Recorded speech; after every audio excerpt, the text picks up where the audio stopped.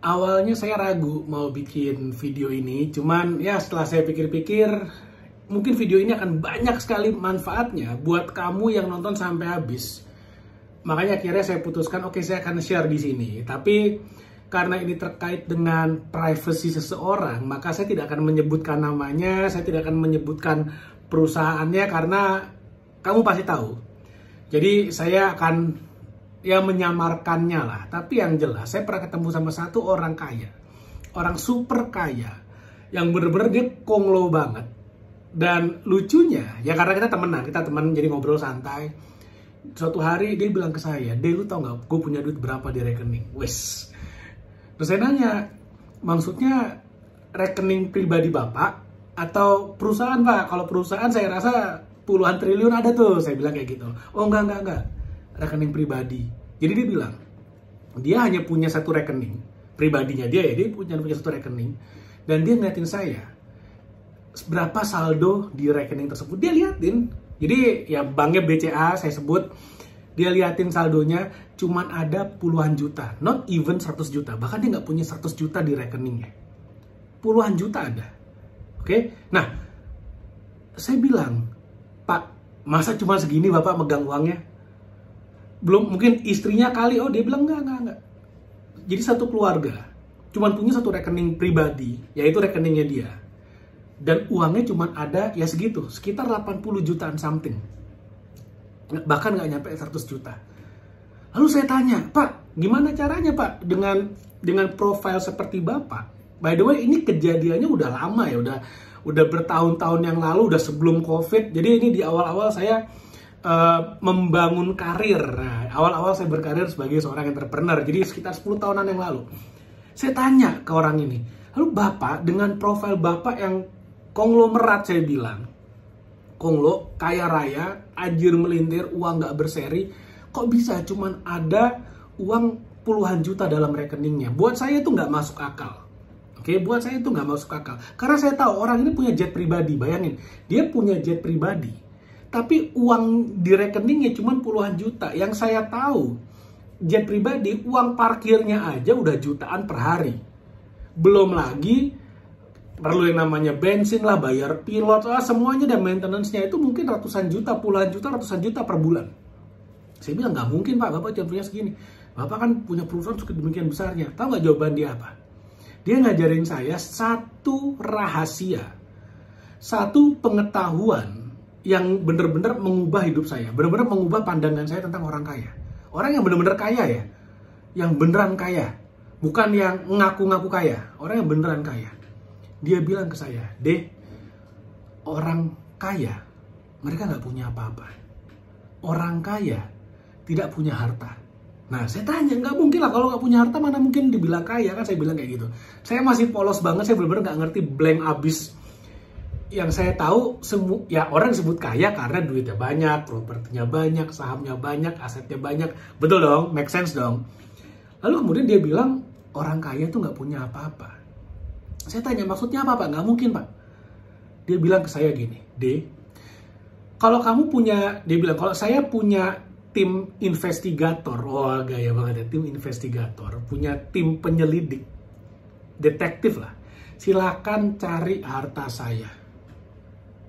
Terus saya bilang, "Loh, Bapak punya perusahaan kan, sahamnya punya Pak semua itu pasti triliunan tuh Pak nilai sahamnya." Saya gituin. Dia bilang, "Coba aja kamu cek di perusahaan saya, ada nggak nama saya sebagai apa di sana." Akhirnya dia cerita ke saya, bahkan rumah tempat tinggalnya pun, rumah tempat tinggalnya pun, dia bilang dia ngontrak. Bayangin, dia ngontrak. Tapi dia cerita kemudian. Nah, ini yang sebenarnya bagian-bagian yang dia nggak pengen saya share kemana-mana. Tapi sekali lagi, ini untuk pembelajaran kita dan saya ngeblur namanya ya. Saya nggak akan sebut namanya, saya nggak akan sebut perusahaannya, saya nggak akan sebut informasi pribadinya. Dia bilang gini, rumah tempat dia tinggal, dia bilang rumah tempat saya tinggal, saya ngontrak. Tapi ngontraknya ke perusahaan saya sendiri. Dia cerita kayak gitu, bayangin. Jadi orang kaya itu orang yang benar-benar super sukses, tajir melintir. Mereka tuh nggak megang aset apapun. atas namanya sendiri. Itu yang saya belajar di sana. Bayangin, 10 tahun yang lalu saya diajarin hal seperti ini. Yang benar-benar bikin saya kayak mind blowing banget. Kayak, wah ternyata gini ya kehidupan di atas sana ya. Jadi mereka punya properti, mereka punya aset, mereka punya saham, mereka punya harta apapun, mereka tidak ada yang pakai namanya sendiri. Jadi misalnya namanya Bapak A ya. Bapak A punya rumah nih.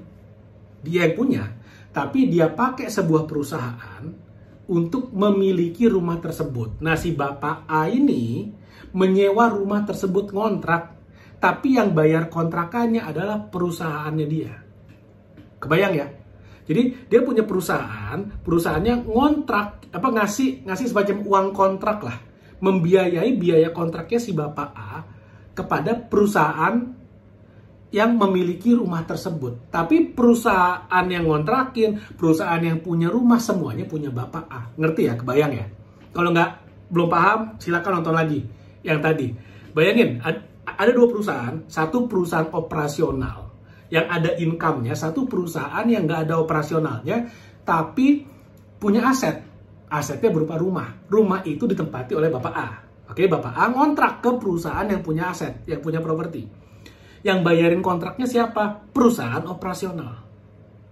Kebayang ya? Jadi bayangin, si Bapak A, si Bapak yang saya ngajak ngobrol ini, dia nggak punya apapun. Dia nggak punya aset apapun. Bahkan dia cuma punya uang 80 juta di rekeningnya, yang mana saya yakin, ya mungkin kamu punya uang 80 juta di rekening. Mungkin nggak semua yang nonton ya, mungkin 1, 2, 3 yang nonton ada yang punya uang segitu. Nah, saya tanya lagi, lalu Pak, kalau utang punya nggak Pak? Saya tanya kayak gitu, dia bilang nggak ada. Dia bilang pribadinya dia nggak punya utang. Kalaupun punya utang ya utang kartu kredit aja. Utang kartu kredit, misalnya beli tiket pesawat pakai kartu kredit, dia gesek, udah itu utang. Lalu kemudian ya dibayar pakai uang yang dia punya itu yang 80 juta itu. Jadi benar-benar hidupnya sederhana sekali. Tapi dibalik kesederhanaannya dia, oh dia punya mobil-mobil mewah, aset di Dubai, di mana namanya, di Amerika, di Eropa, saya yakin dia punya pasti. Dan dia punya mobil mewah, yakin, tapi nggak satupun pakai namanya dia. Orang kaya ngerti gimana caranya menyimpan hartanya. Jadi saya tanya, kenapa Pak kok harus repot-repot kayak gini? Ini kan pertanyaan paling penting sebenarnya. Kenapa harus repot-repot kayak gini? Kenapa harus buat rumah tempat tinggal, harus dia bikin PT, PT-nya bisa punya rumahnya, dia nyewa ke PT-nya, yang bayarin sewanya adalah PT-nya yang lain, yang mana PT-nya semua adalah punya dia. Saya tanya, kenapa Pak kok harus bikin yang kayak struktur begini, ribet amat gitu kan? Dia bilang gini, ini adalah sesuatu yang nggak dimengerti masyarakat umum.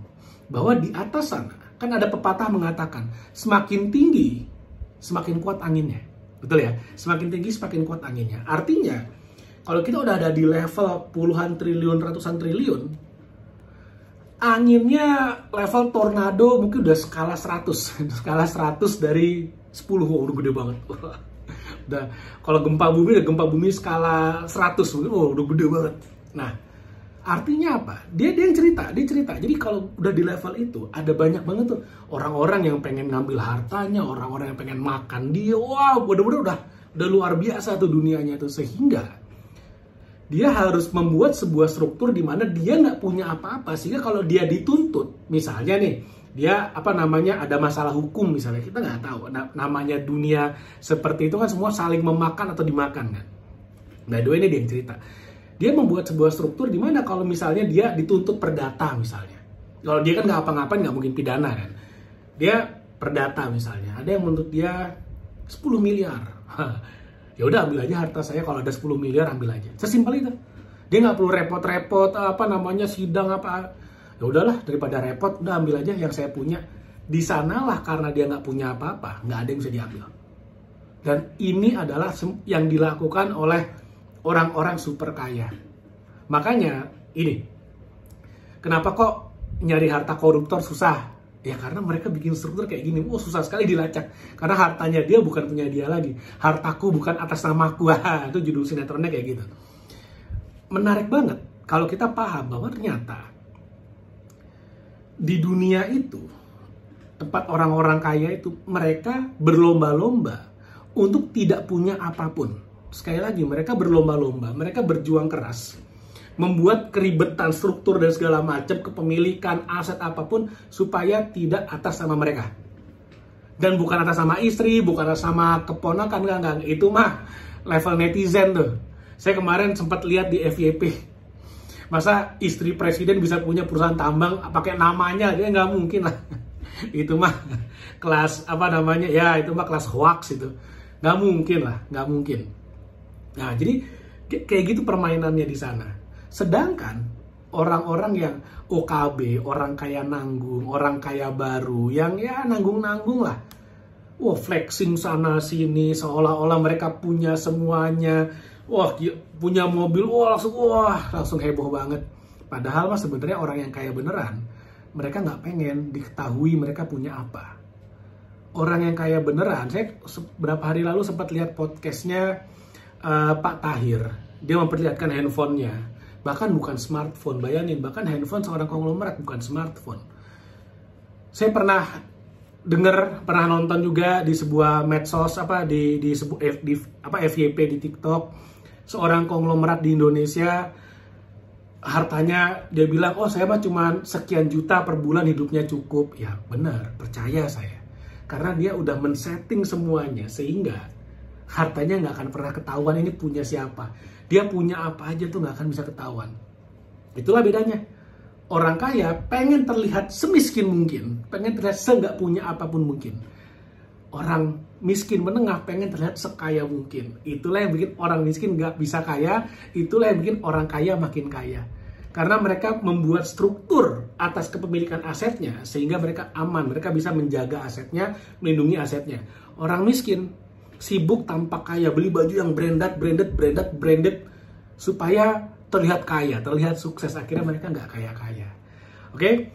Mudah-mudahan apa yang saya share bermanfaat, minimal bisa memberikan ide, memberikan gambaran, memberikan motivasi, inspirasi, aspirasi.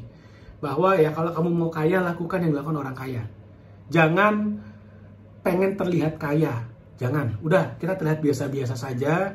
Tapi diam-diam kita mengakumulasi aset kita, makin lama makin banyak, sehingga kita bisa freedom, bebas, gak perlu ada yang tahu.